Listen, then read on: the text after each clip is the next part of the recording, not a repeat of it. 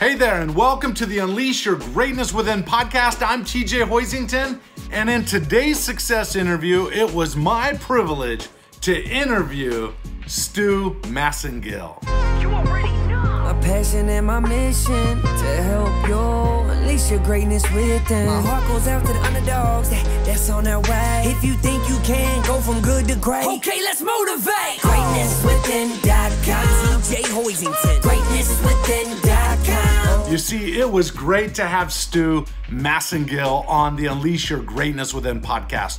And if you have followed me on my podcast for any length of time, you know that I only bring on the best of the best. We're talking best-selling authors, New York Times best-selling authors, thought leaders, celebrities, professional athletes, and CEOs that are changing the world. And you know what? Every once in a while, I find a diamond in the rough. And you know what? Stu is one of those diamonds. He has so much wisdom at a young age, and he is moving in a direction that's going to contribute a lot to the world. And so I wanted to have him on the show. And you know what? We talk about finding your passion, finding direction.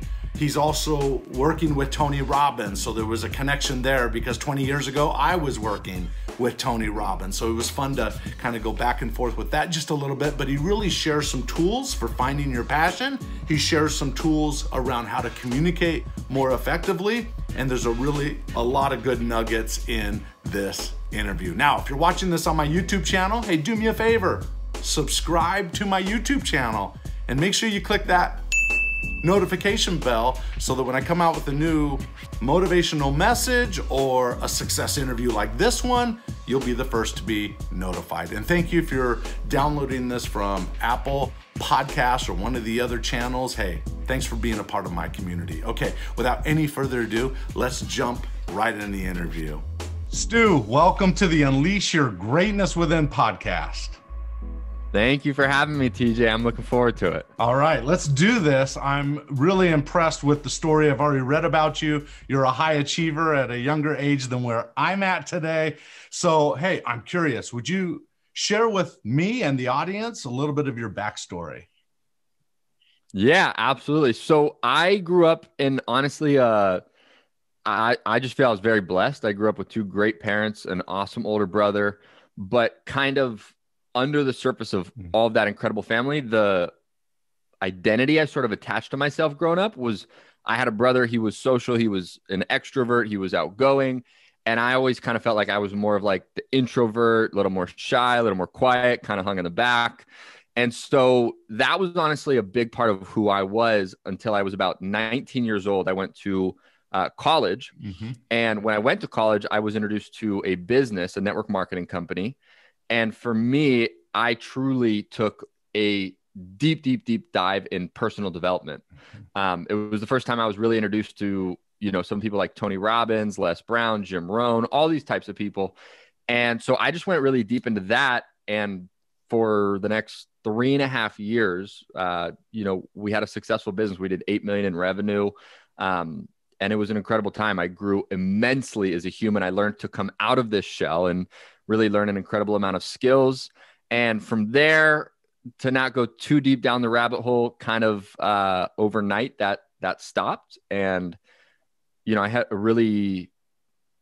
I guess it was like the most painful place I've ever been in my life, which was just feeling lost, no idea what I was like, just always asking myself, what's my purpose? Why am I here? The business I was doing, I thought was going to be my life mission. And all of a sudden I couldn't do it anymore. And so I kind of went into this deep place of searching, what am I going to do with my life? Why am I here?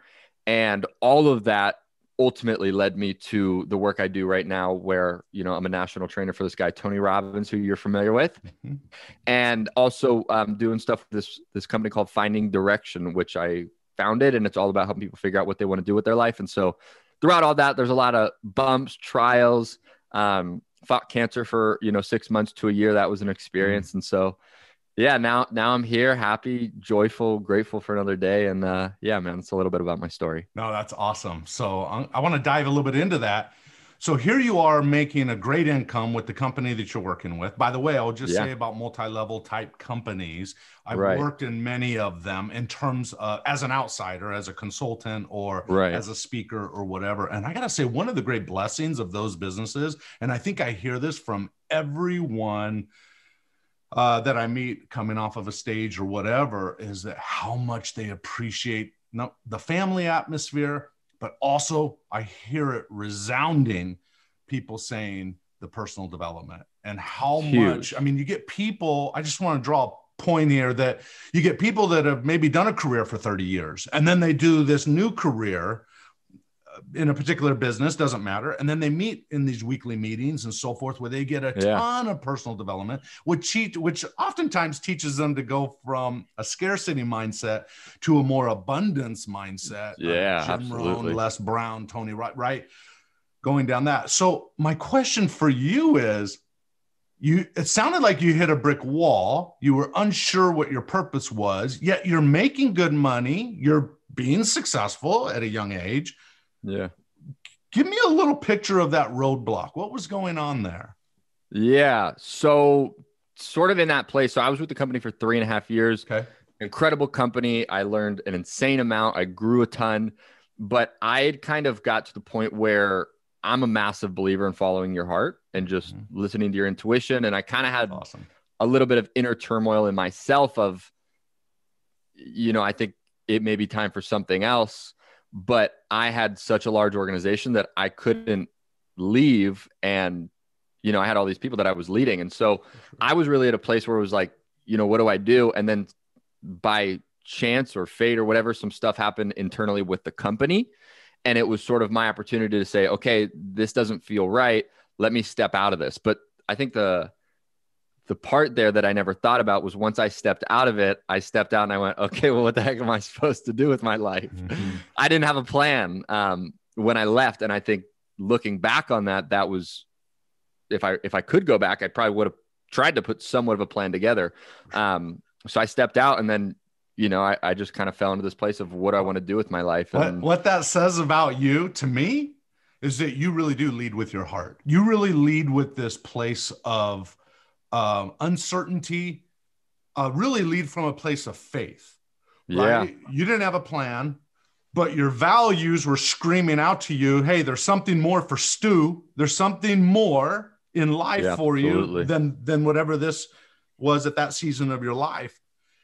And you were willing, which a lot of people are not willing to do, was to close your eyes, step out, and trust that things would work out. And look what where you're at today. Any thoughts around that? I mean, that takes a lot of self-belief right there. Yeah, I think I'm just such a massive believer, and you nailed it on the head, that you got to just lead with your heart. And, there's like a cliche saying, I think it was Martin Luther King Jr. that said it, that you don't need to see the whole staircase. You just need to see the first step.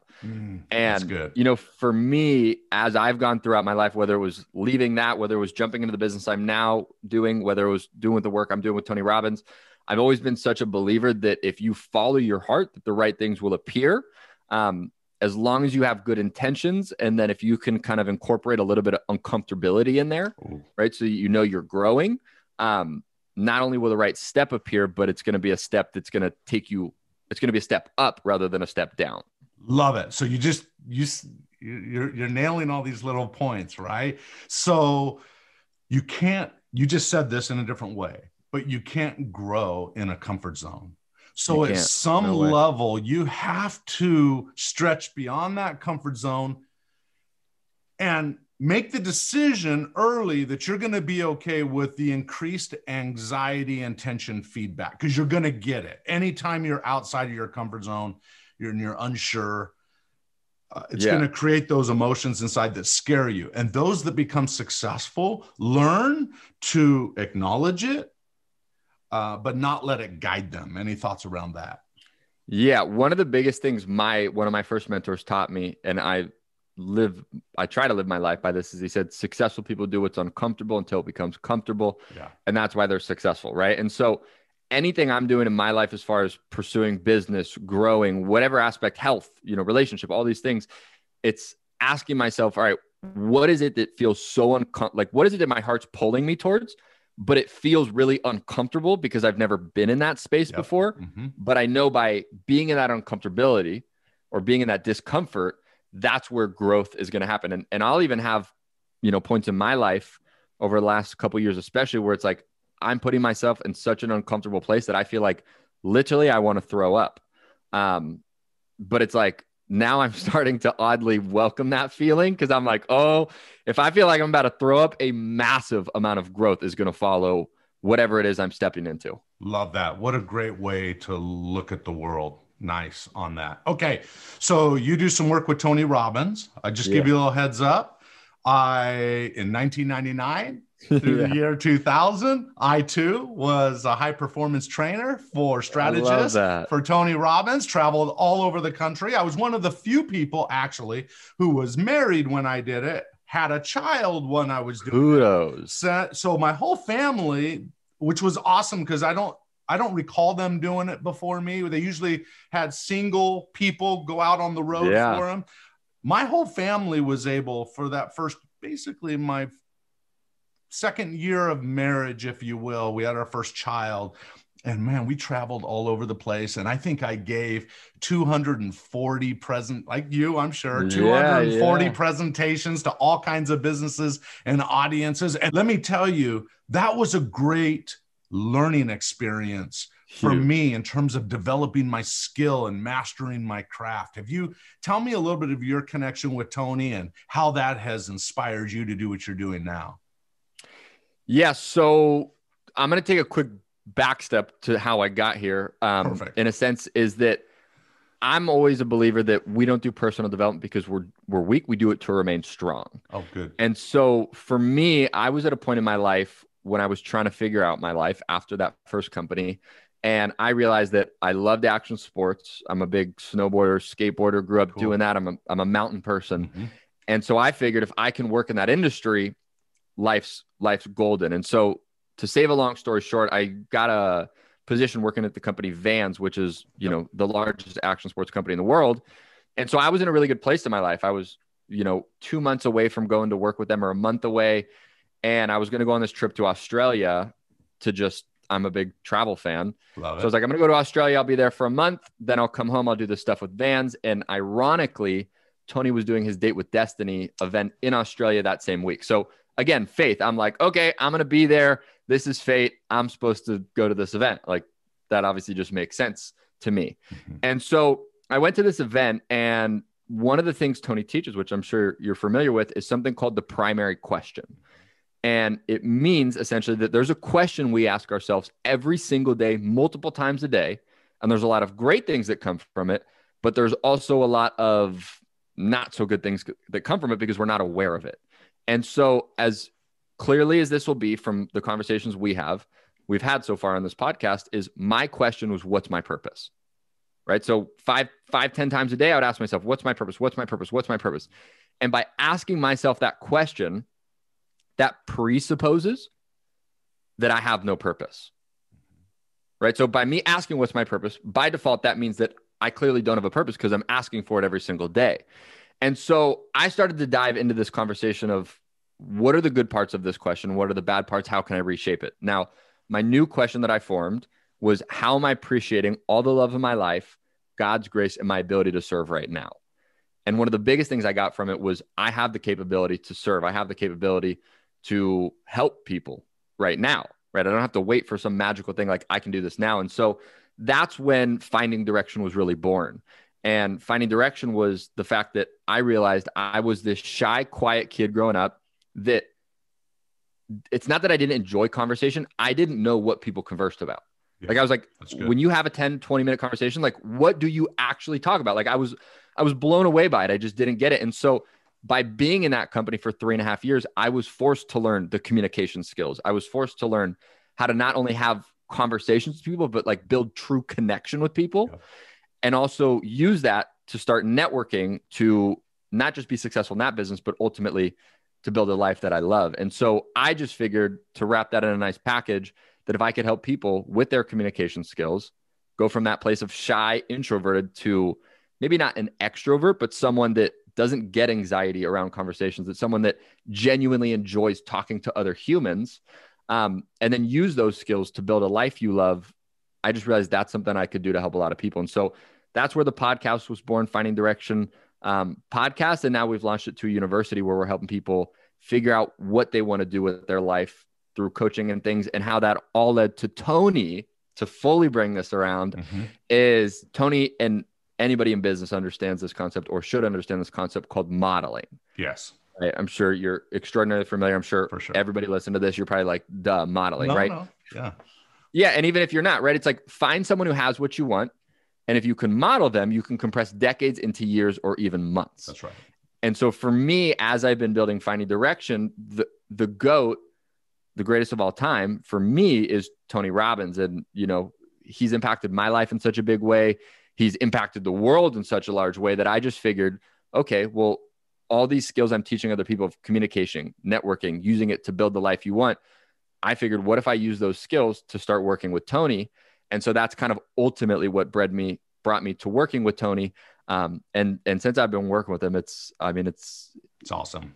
He's like a hero to me. He's, you know, changed my life so immensely. And so to be able to, you know, learn from him and study from him and learn on like a, you know, person to person basis, it's been super cool. I feel like, I'm just a couple years older than you, but I feel like I'm hearing myself talking. Here's why. I love that. No, it's so good, because that was what you just explained was the exact reason why I went to work with Tony Robbins. Because of modeling. I thought, if it's true, if I can go learn it by fumbling around and trying to figure it out, or I can learn from the best. And I've written this in my book, so it's nothing new if anybody's read my books. But I thought, or I can multiply my growth exponentially by getting around people I can model that are where I want to be, and then kind of, as you know, adopt their belief systems, adopt their strategies,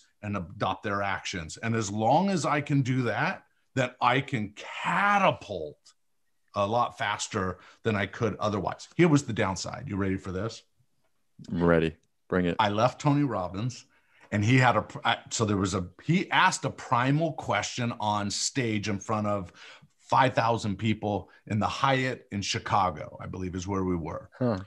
And he was talking about living your dreams. And here was his primal question. And it was an embedded command. He said, when would now be a good time? And I remember, when would now be a good time? It resonated with me. I thought, I've been working for him for a year. My heart is not to build Tony Robbins as much as I respect him. It's to build my own dream life, if you will. So I nudged my wife and I said, honey, I'm going to put in my 2-week notice. Long story short, I put in my 2-week notice. My home in Utah was being rented out, so I couldn't go there. So I asked my parents if we could just come into the basement of their house and just live there for 2 months. I'll do my seminar. The first seminar I ever did was the Power to Shape Your Life seminar 20 years ago. And I started to do those seminars, but those 2 months turned into 5 years in that basement. That was a very dark time for me. So although I learned the skills, learned the strategies, learned a lot of action, there's the law of the harvest too, that I just want to impress upon the listeners, right? Yeah. You reap what you sow is law number 1. You reap more than you sow, which is law number 2. But then law number 3 in the law of the harvest is that there is delayed gratification. So sometimes it takes a little bit longer when you see someone that's hugely successful and you're not there yet, and you're frustrated because you're modeling them and you're not getting the result as fast as you want to. It will come if you don't give up, but it may not happen overnight. Any thoughts around that, Stu?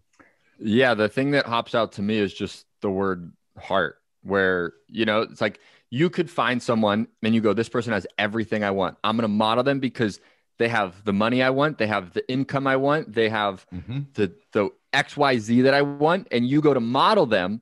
And as you start to model them, just like you're saying, you're going to be tested on how long can you do this? How much can you put into this? And if your heart's not in the right place of being like, I'm not just doing this because I want the things that they have, but I'm doing this because this is actually what I feel like I'm supposed to be doing on this planet. That's when your heart will pull you rather than trying to push yourself to the goal.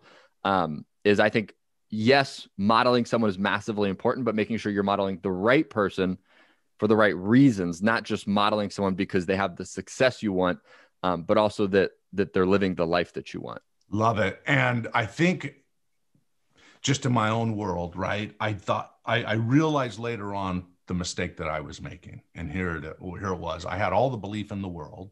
I had all the passion in the world. I came out of the Tony Robbins organization. Yeah. I was going to light the world on fire. Okay. So then I moved in the basement of my parents' house. What I realized later, after I wrote my first book and it became an international bestseller and everything started to take off exponentially,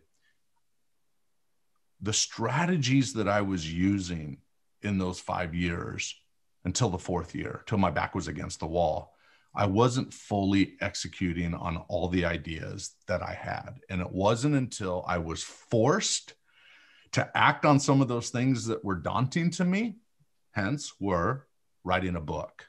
I always wanted to write a book. I didn't believe I kind of wanted to, didn't know that I had the self-assurance that I could until my back was against the wall and I had to put up or shut up. And you know what? I did it and it changed everything. So as you model people, all I'm trying to do is make a point that you've got to make sure you have the right strategy in place. So my question for you is, how can someone listening to you on the Unleash Your Greatness Within podcast find more direction? Do you have any strategies or ideas that can help angle people to where they ultimately want to be and go? Yeah. So I would say, I mean, there's a lot of different things, but I'll give a couple concrete things that people could do immediately. Perfect. Is sometimes, and it's almost sad that we almost live in a world now where people are okay with doing work that they are dissatisfied with. You know, where there's this thing where people can just, it's like normal to be like, like it's what I do for my work. And it's like, it's work, right? Get it? Like, it's not going to be that cool. Right. And like, I am so in the opposite theme that is not, that's not something that's okay. And that is not a culture that we should be, okay with in our world, right? It's like, you should truly do stuff that lights you up, because if someone else has done it in their life, that you can do it. So I would say the first thing, and especially as we're in this COVID world, a lot of people have accidentally been given the answer they were praying for, right? Where they're like, I don't like this job, or it's okay, or it's decent, or like maybe you were laid off, maybe something happened, and now you're in this place of you've been forced to look at life a little bit differently. So for people that are in that place, or whether they're in a job that they don't like, or whether they're figuring out what they want to do, or an entrepreneur anyway, one of the things I would say is sometimes people go throughout life, especially as we're in this social media world today, and there's so many what I call shiny objects, right? You're like, oh, I could do this, or I could do that, or I could do the other. And there's so many things I just don't know what squirrel straight up, right? They're like, I don't actually know what I want to do with my life. And if you really take a moment and go back into your life, I would encourage anyone listening to this to write down what are 3 to 5 things that throughout your life you've constantly been pulled towards. And I can promise you that there's going to be 2, 3, 4, 5, 6, 7, however many things that you've always been pulled towards. And then what you want to start to do once you have found those things that you're interested in is you want to start to ask yourself, who are people that you know in those industries that you could maybe take to lunch, you could pick their brain about the industry, you could learn more about it, and that ultimately you could build a relationship with them where you could get your foot in the industry, in the door, to then try and experiment with that industry, right? Now, what you want to understand is this process of figuring out your life, it's a process. It's exactly that, right? Someone once said, it's not about the destination, it's about the journey, right? So what you want to understand is all you want to do is use networking to open doors quicker so that you can try things faster, so that you can figure out and get clarity on what you want to do with your life sooner, right? So that's the biggest thing I would say to people is figure out what are those 3 to 5 interests you have. And then most importantly, you need to go try and experiment, even if that's like volunteering with a company for a weekend, going and shadowing someone. Even if you're older or whatever, like go do an internship for a company and really in a matter of 12 weeks, learn what goes on in that world. And would you actually want to do that? But the biggest thing is you need to try things. You know, I was having a conversation just on my podcast the other day with a gentleman. He said, until you do something, it's a guess at best. right? And a simple analogy I give people is it's like, think of when you found out you like pizza. And if you don't like pizza, think about ice cream because everybody loves ice cream. But the first time you found out you liked pizza, you didn't have someone pull a pizza out of the oven, look at it and go, ooh, that looks good. Maybe you smelled it. You're like, smells good. You're like, oh, those pepperonis, like you could just smell them. You can like see the sizzle. That your friend came by and he's like, hey, pizza's good. And you were like, you know what? I like pizza.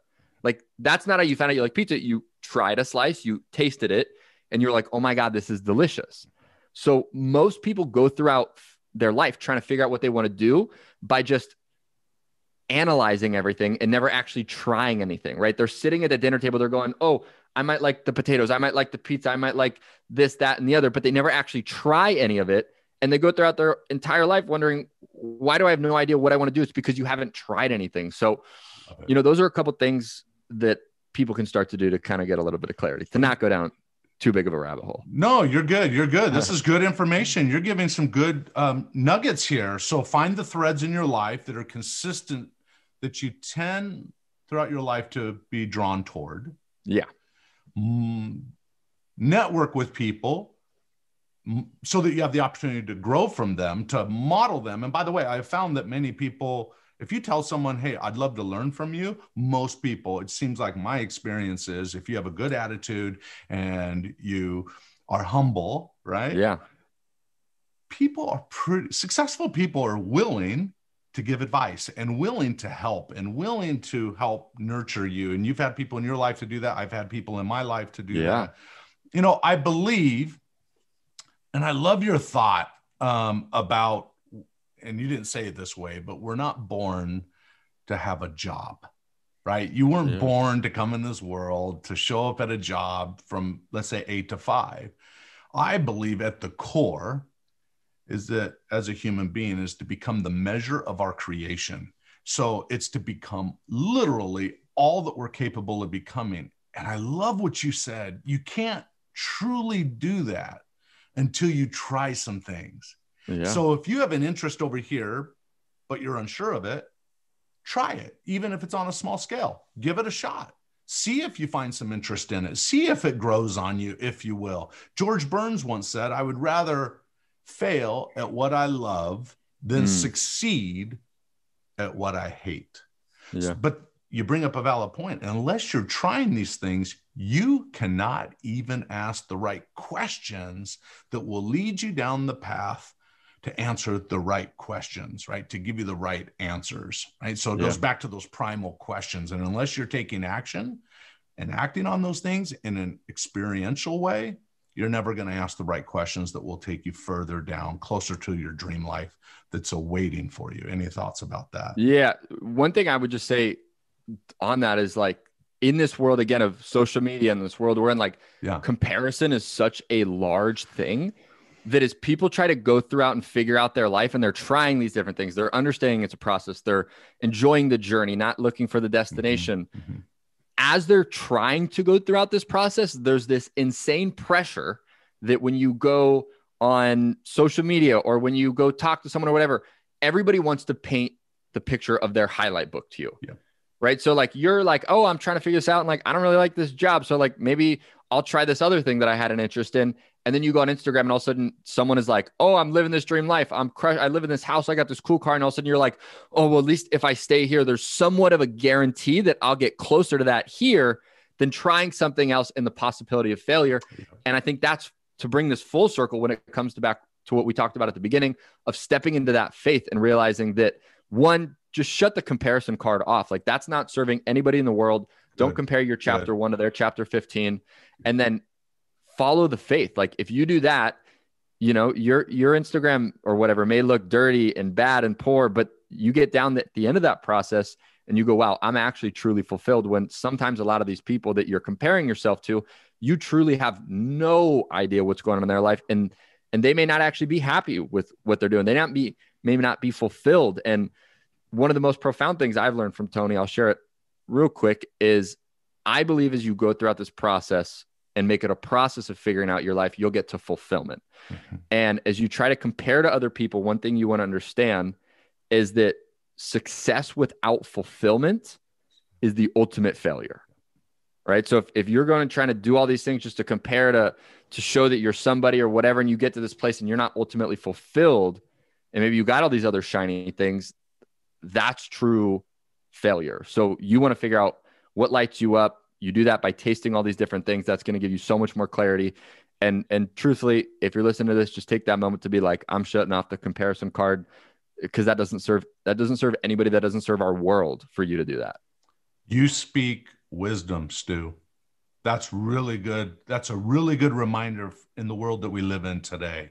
You know, it was W. Clement Stone in the 1950s, 40s, 50s, 60s. You know W. Clement Stone, right? He would always say a little bit. He would always say he's one of the grandfathers of personal development and so forth back in the day. He was friends with Earl Nightingale and some of the others back in the day.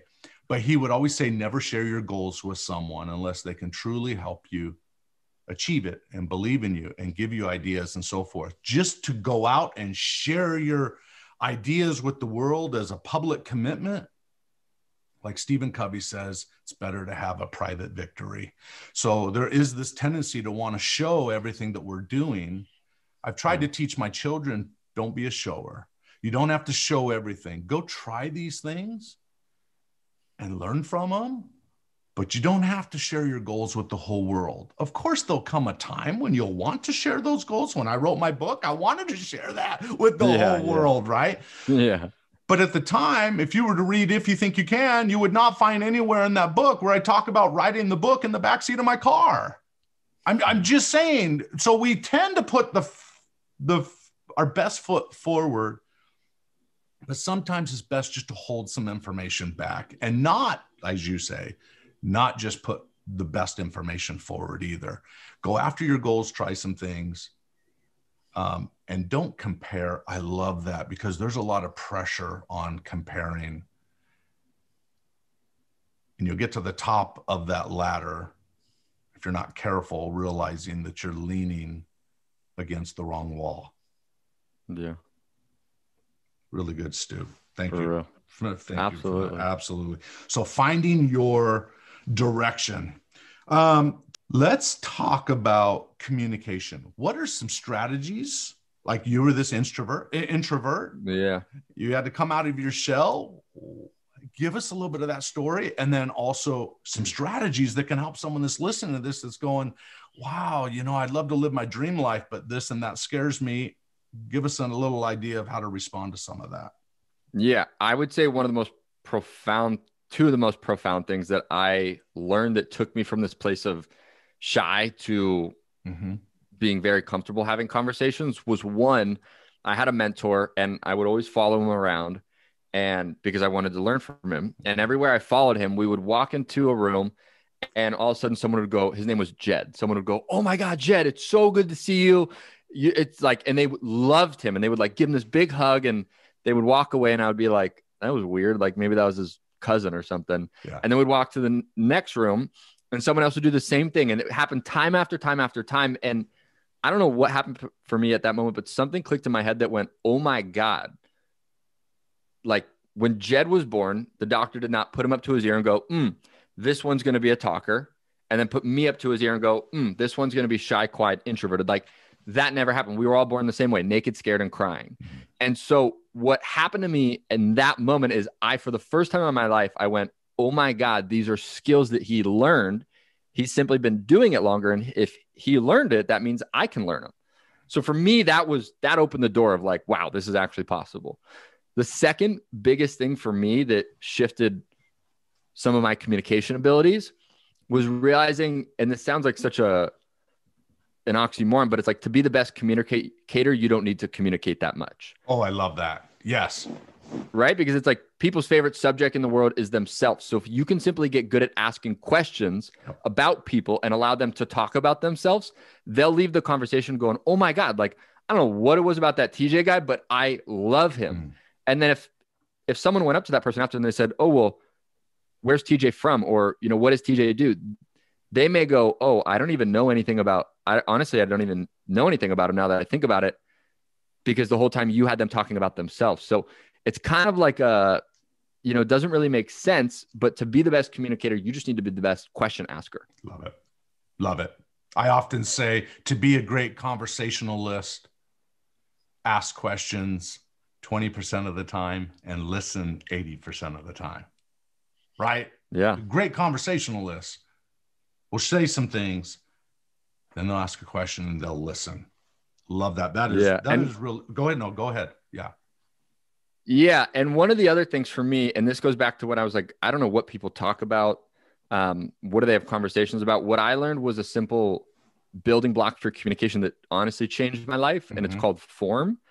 And it stands for, if you're listening to this, I would write it down. It stands for family/from, occupation, recreation, and motivation.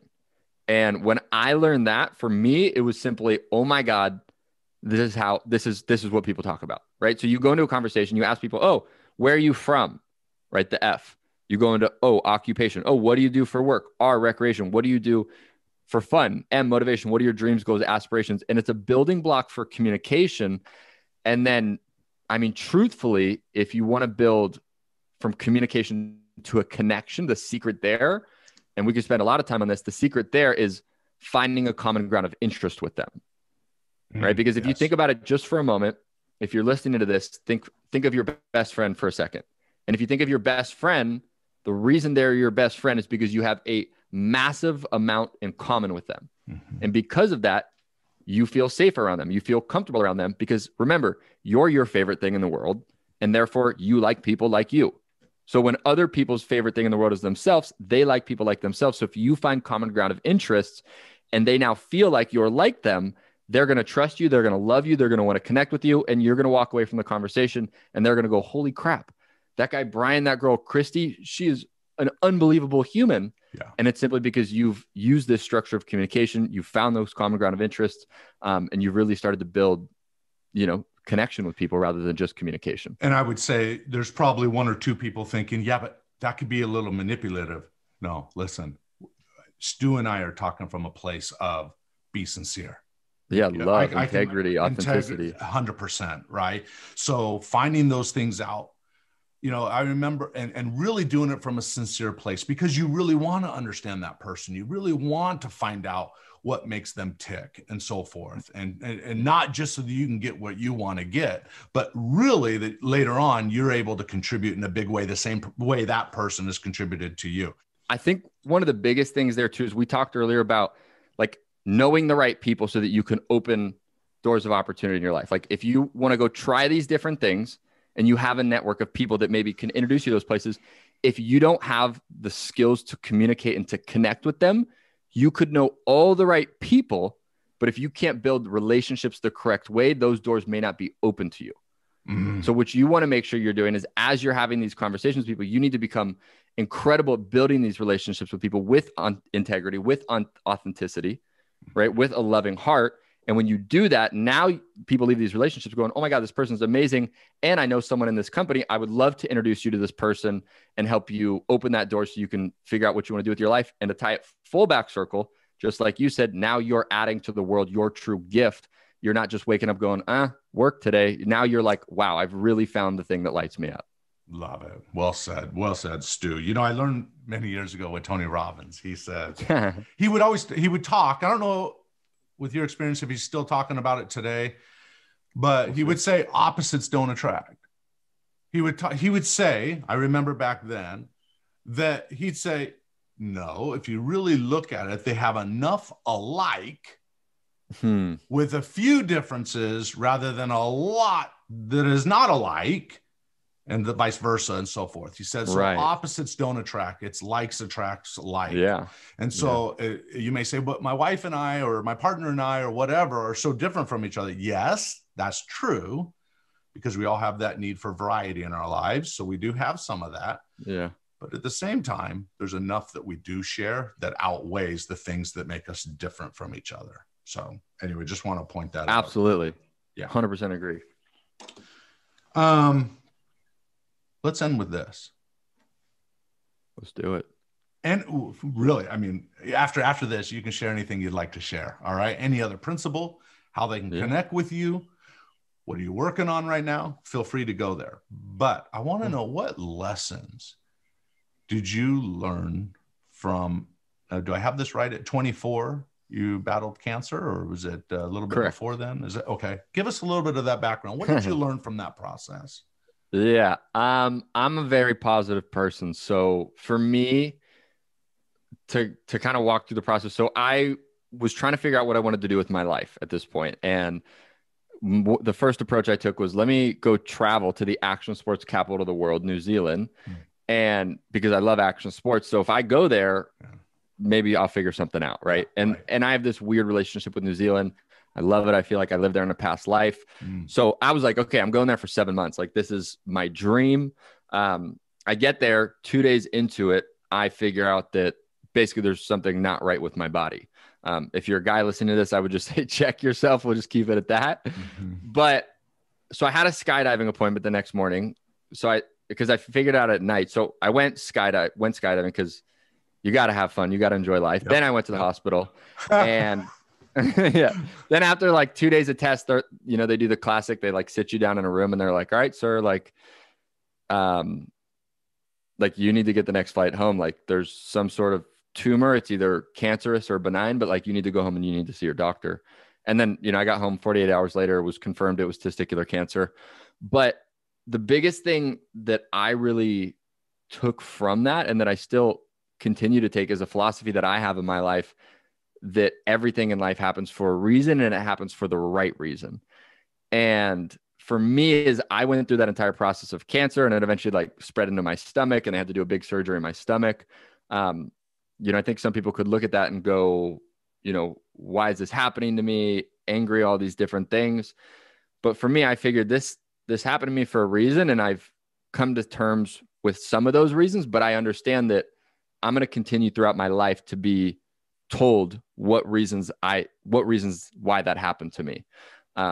So that's really one of the biggest things I took from that, is everything happens for a reason. And then what I would just say, which was a tip that massively helped me get through the cancer process, was there's an extraordinary weight with the word cancer. There is. And I think sometimes it's not always, it is on the patient, it is on the person that has cancer, but sometimes I think it's heavier on the people that are related or friends with the person that has cancer.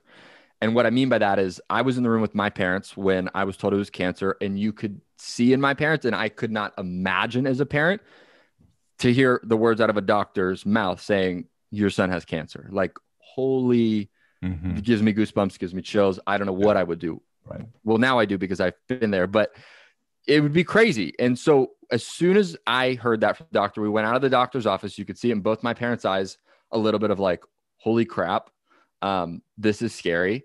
But what I told to them, which changed my entire cancer journey, is I told them like, hey, don't treat me any differently.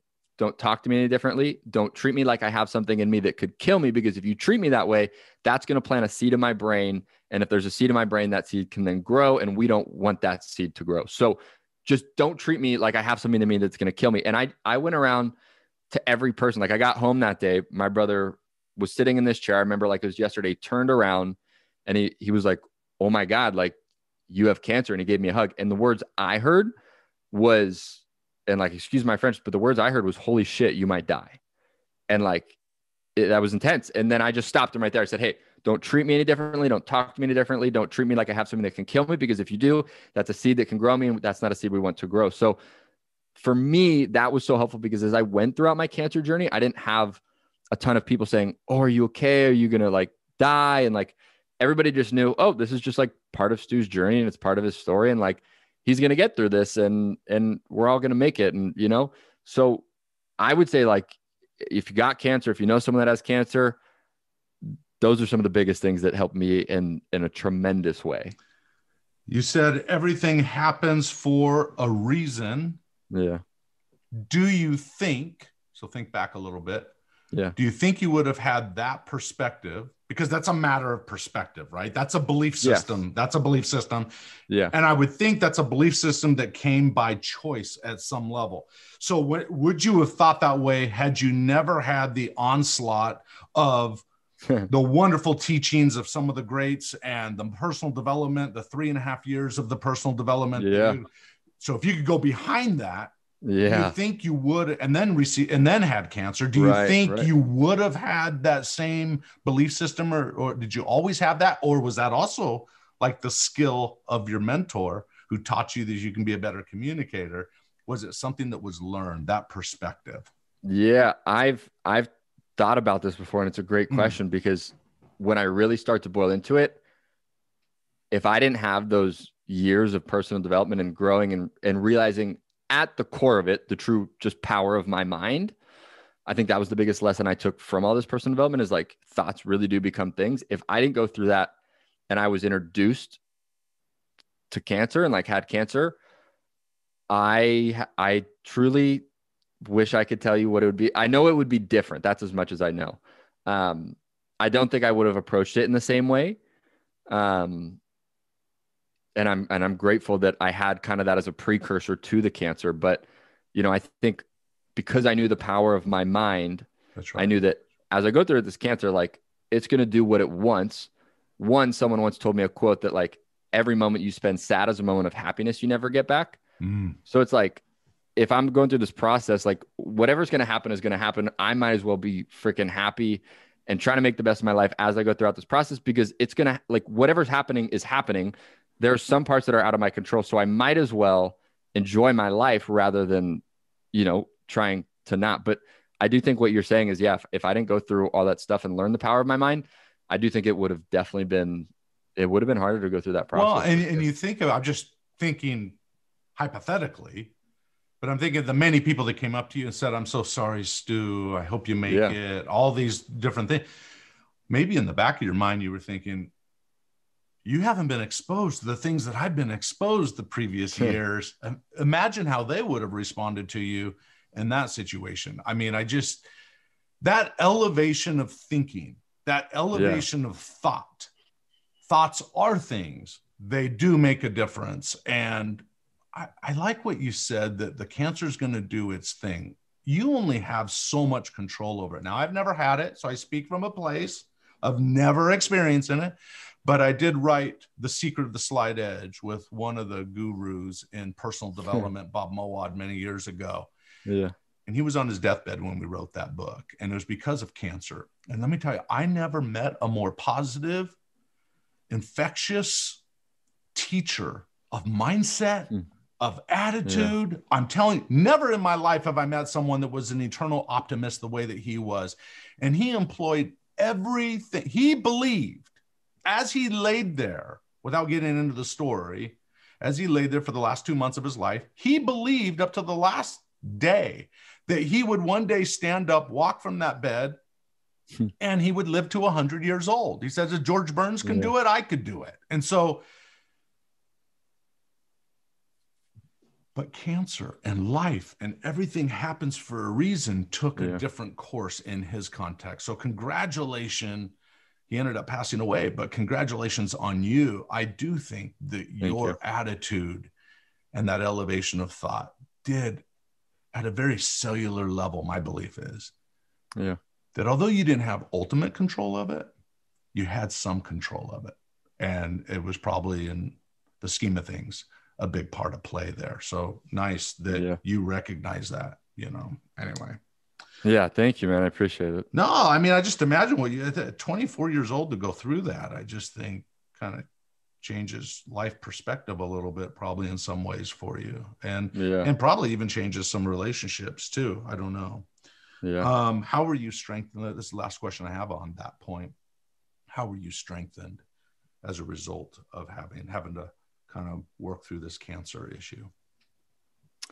I don't know. It's like, you know, you go through other things in your life, and I'm just an ultimate believer that, like, your story is your story. And if you're not finished doing your work here on life, and you determine however that is determined for you. For sure.